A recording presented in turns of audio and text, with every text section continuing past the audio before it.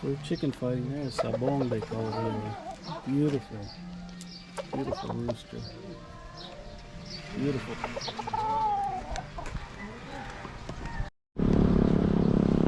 Still cannot stress how beautiful it is here. God's creation is just amazing.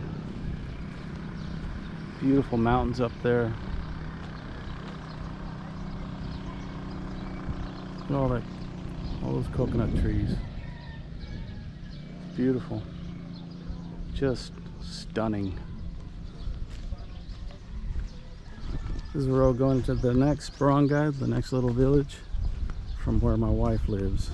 That's Baganito up there.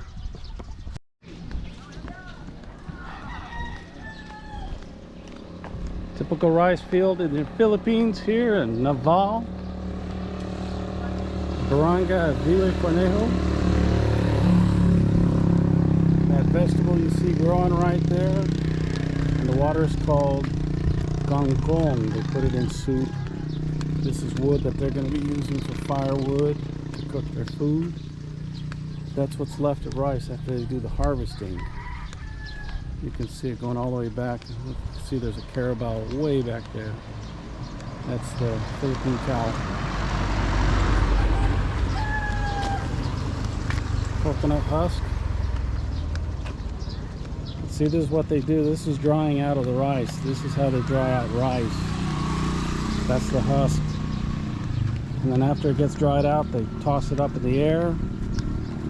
And the shell, the skin of the rice falls away, and what's left is what we eat.